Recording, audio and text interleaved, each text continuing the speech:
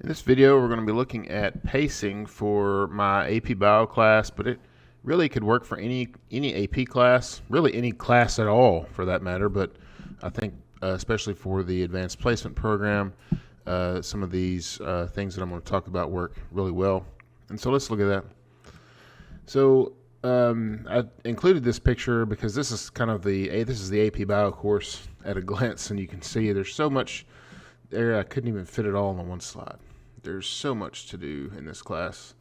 There's just units 4 and 5 are just missing. That's not how it works in real life, but sometimes it does feel like that because we're having to rush around and the date of the test doesn't change, whether it rains or snows or whatever is going on at the school or whatever is going on in our own lives.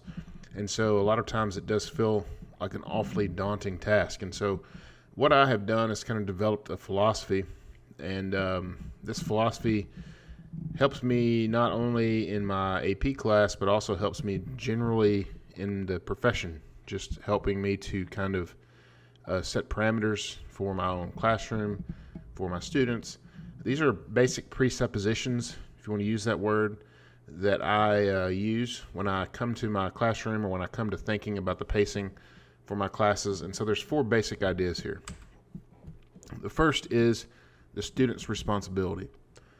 So in an AP class, in particular, the student is responsible for their grade. I mean, in any class, it's that way. I love this picture that I found. It's just mirrors, and underneath the mirrors, it says things like grades and words and success and choices. You get the idea. And I think especially for an AP class, these are students who have signed up for your class.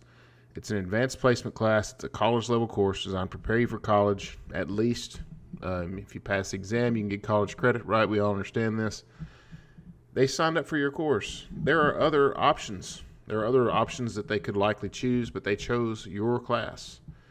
And so there's a certain thing that goes along with that, right? They've chosen to subject themselves to this level of work that they're getting ready to do. And so there's an unwritten kind of understanding there between the teacher and the student that they're there to learn. The teacher is there to teach them the subject that they have signed up for. And then at the end of that term, that the teacher will assign them a score that measures the learning that took place. That's an evaluation of their progress throughout the year. That is an understanding. That's just normal education process. I mean, and one of the things I tell my students, in particular, I tell parents as I talk to them, my younger parents, like freshman parents especially, is I'll say I can teach biology, but I can't teach your student to work. I can't teach work ethic. That has to come from with them, and they have to want to do well. And so that is the general understanding, is that if you've signed up to take this class, you want to do well. If you don't, I don't know why you've taken my class. I honestly don't understand that. And so if I assign work, if I assign reading, if I assign a video, anything that I assign, whatever I'm doing, the assumption is that you're going to do it because you have signed up for this class. And at the end of this, I'm going to give you the grade that you deserve. That's all anyone should get, right? That's all anyone can expect, to get the thing that we earned. And their grade is what they've earned. And so as a student, they should expect that. Now, I have a side for this too. I have responsibility in this as well. My responsibility, especially in the AP curriculum, is that I will complete the curriculum. The student has paid money, especially now when they're making them sign up for the exams in October that they're going to take in May. They have paid a certain amount of money to take that test, or their parents have for that matter, in good faith that I would properly prepare them for that test. Now, my own health or my family's health notwithstanding, I plan to complete that task. I don't have another option. I have 42 AP students this year. Each of them have signed up to take the test. And the idea is if they've signed up to take my test, I have an unwritten agreement with them that I am going to complete the content so that they can best be prepared for the test. I'm going to give them feedback in a timely manner. I'm going to be available during work hours for their questions, I'm not available all hours of the night. They don't get that time from me. The school doesn't pay me for that time, so the students don't get that from me. But they get me when I'm there. They get the best version of me. And so this is part of this unwritten contract. And it may sound like, what does this have to do with pacing? Because when it comes to my calendar and everything that I think about and the way that I do my day-to-day in my class, these first two things are necessary assumptions, that the student is there to work and I am going to teach them. Because then I can pick a particular pace and go at that pace that I know my students can do, right? And so I'm going to go at that pace based on these assumptions that I've given. I'm going to provide my students with resources if they want to learn from home. I make videos. I have all these different things that are available to them. If they want to learn, they can do it. Now that brings us to the actual calendar portion of this pacing. But these two first assumptions are the most important part of this. When I talk to teachers who are struggling with this, their pacing problems come from either their students' lack of responsibility or their own inability to complete their own task, right? And so we have to know that we're going to do our end of the job, but then assume that the students are going to do theirs as well. Those are vitally important.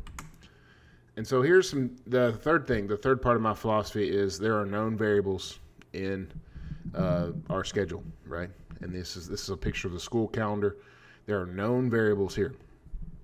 The school has set a calendar. They set it the year previous, and as soon as they release that calendar, I begin setting up my new spreadsheet for the next year and working on my own schedule. Another thing that we know each year is that we know the exam schedule. We know right now when the exam is going to be. The AP, our College Board, has released their exam schedule. They did it like last year. And so we already know these dates, and so we can begin planning. That is the end date, right? I must be finished by that date. And so that's kind of like I know that I'm going to have to be done here, and so everything happens between the first day of school and that date as far as my AP classes are concerned. I also know in the calendar there's lots of school activities going on. Some of those are on the calendar, right? Some of those are not. But I know that every year there's going to be this trip or that trip. I know there's going to be certain activities that are just part of the school's traditions. A lot of that I can ask around and find out, especially if I know it's going to take a large swath of my students. For instance, every year our marching band is competing at the state level, and every year that weekend is the same, and every year they're going to be out that Friday. I know that Friday before state band, we're not doing anything. It's on my calendar. And so I've already made that concession. I'm not upset about it because it's a known variable, right? And that goes for state testing as well. A lot of our state testing, the school knows about, or at least they have an idea of when the window is going to be. They may not want to give you an exact date, because of snow days and all that stuff that's going on, but they can generally say, hey, in the last 2 weeks of April, this is when we're going to plan on doing state testing. And so I can kind of have an idea that I'm going to miss how many ever days that's going to be, right? I generally know. I have last year's dates on my side, even the last couple years' dates on my side. I have this information I've just been given. And a lot of the state mandated dates, like the ACT date, for instance, is just a statewide date. I can know that just by looking it up. And so I'm not surprised by these things. Teachers that are surprised by these known variables aren't doing the kind of work they need to do on the front end in order to set their pacing. There's no reason to be surprised by the ACT date that's in March every year, the same time, right? And so that, at least for us here in Kentucky. And so these are the kinds of things you can't be surprised by. And then lastly, my philosophy is my own schedule. Each year in May, one of the last things that I do before I go home for the summer is I make the next year's schedule every day. All 175 days, I schedule out each day. I know what I'm going to do on those days. And that's how I think about it. I build in flex days into my schedule because I know that one day the superintendent's going to call and the water pump has gone out at the school and we can't go to school. Well, I'm just making things up, right? Because random stuff happens all the time. I know that There's going to be the trip that I didn't plan for, or the snow day that I wasn't expecting, or you get the idea. There's going to be unplanned, and so I plan at least 5 flex days into each semester, and that has generally worked for me. And I can pull back if I need to from there. I have a priority list. Content is the highest priority, and then the other things kind of come from that. And so I shave off things depending on if I need more time or not. And so I will call time as I need it. But I'm generally unwavering when it comes to my schedule.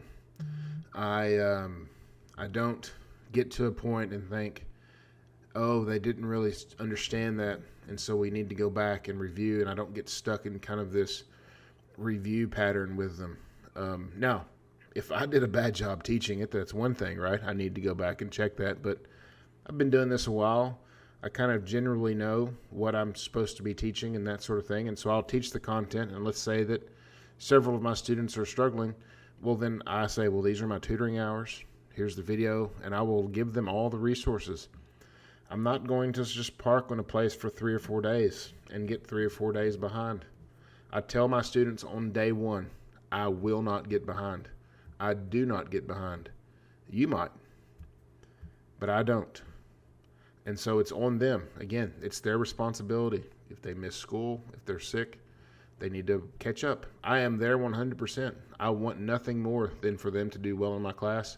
And as students, talk to any of my students as they get sick, as they need help, as they need to, recover so many days or whatever. I'm right there beside them, and I realize that they've got, at least for our school, they've got 6 other classes that they have to account for, and so I want to help them and accommodate them the best I can.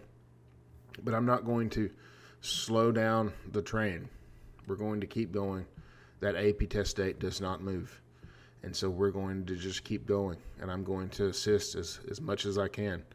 This has worked for me. This is my 12th year teaching. I am always higher than state and national averages, well above state and national averages for my AP testing. And a lot of that is because my students, they rise to the occasion. They want to be challenged. And in the AP curriculum, AP Bio in my case, or any AP curriculum is challenging, but that's exactly what we're trying to do. And so I think that this pacing has worked for me. If you have questions, please drop some comments down below. I'm going to make another video that is AP Bio specific. That is how I do pacing for my biology class specifically. And so be looking forward to that. Please subscribe to my channel if you're interested. I have lots of videos, AP Bio, Honors Biology, Zoology, Anatomy and Physiology. I've even been releasing some AP Bio shorts lately. So I'd love for you to stick around and watch some of that. Thanks for watching this video.